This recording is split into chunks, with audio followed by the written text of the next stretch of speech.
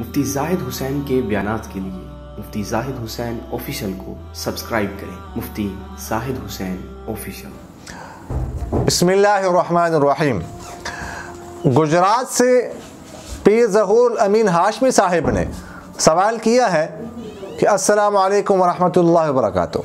حضرت ایک بچی ہے، اس کا دوسرا حیض ہے، یعنی ابھی کوئی خاص مدت نہیں کہ کن ایام میں حیض آتا ہے۔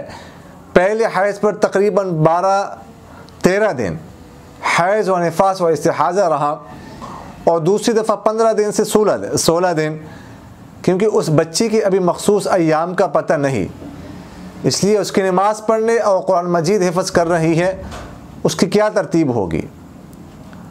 اس کی مستقل ایام کا معلوم نہیں، کیونکہ پہلی دفعہ بھی 11-12 دن معاملہ رہا اور دوسری دفعہ 15 سے 16 دن، مسلسل یہی پوزیشن رہی، حفظ کر رہی ہے۔ اس کے لیے شرعی حکم بتا دیں۔ دیکھیے گا، پہلی بات تو یہ ذہن میں رکھیے گا کہ یہ جو حیض ہوتا ہے، اسے مینسز کہا جاتا ہے، اس کی کم سے کم مدت 3 دن ہے اور زیادہ سے زیادہ مدت 10 دن ہے۔ 3 دن سے کم یہ خون نہیں آ سکتا اور 10 دن سے زیادہ نہیں آ سکتا۔ اگر 3 دن سے کم آیا ہے تو وہ اس کو حیض نہیں کہیں گے، وہ مینسز نہیں ہے، وہ استحاضہ ہے، ایک عام بیماری ہے، جیسے کسی کی نکسیر وغیرہ پھوٹتی ہے۔ اس طرح اگر 10 دن سے زائد ہو جائے تو 10 دن سے جو زائد ہے وہ بھی حیض نہیں ہے، مینسز نہیں ہے، وہ بھی ایک استحاضہ، ایک عام بیماری ہے۔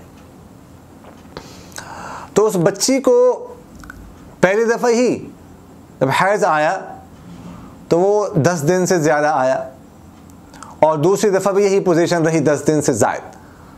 تو اب دیکھیے گا، اگر چونکہ اس کی پہلی عادت معلوم نہیں ہے، پہلی دفعہ خون آ رہا ہے، اس کے بارے میں فقہاء نے یہ فرمایا ہے کہ جس بچی کو پہلی دفعہ 10 دن سے زیادہ خون آ جائے تو اس کی عادت 10 دن ہوگی۔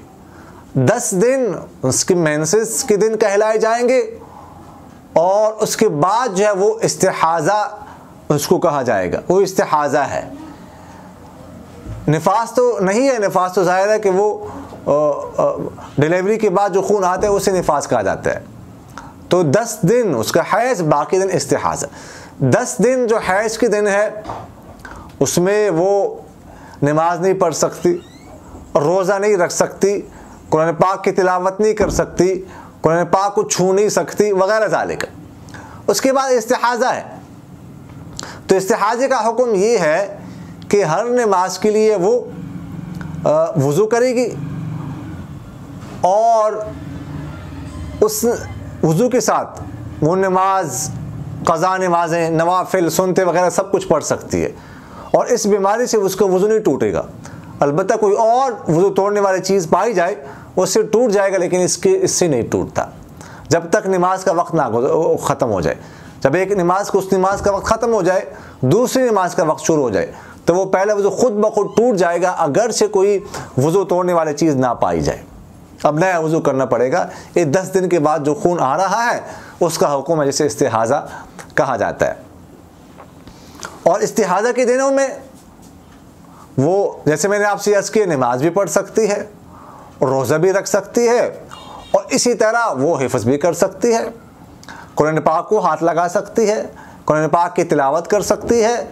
اس کا وضو برقرار ہے جب تک نماز کا وقت ختم ہو کر دوسری نماز کا وقت شروع نہ ہو جائے، تو اس کے لیے کوئی مسئلہ جو ہے وہ نہیں ہے۔ تو لہٰذا یہ جو بچی جس کا ذکر کیا گیا ہے، اس کے 10 دن جو عادت ہے، 10 دن مینسز کہلائیں گے، اس کے باقی جو ہے نا، باقی جو دن ہوں گے وہ استحاضہ کے ہوں گے، اور استحاضہ کے احکام لاگو ہوں گے۔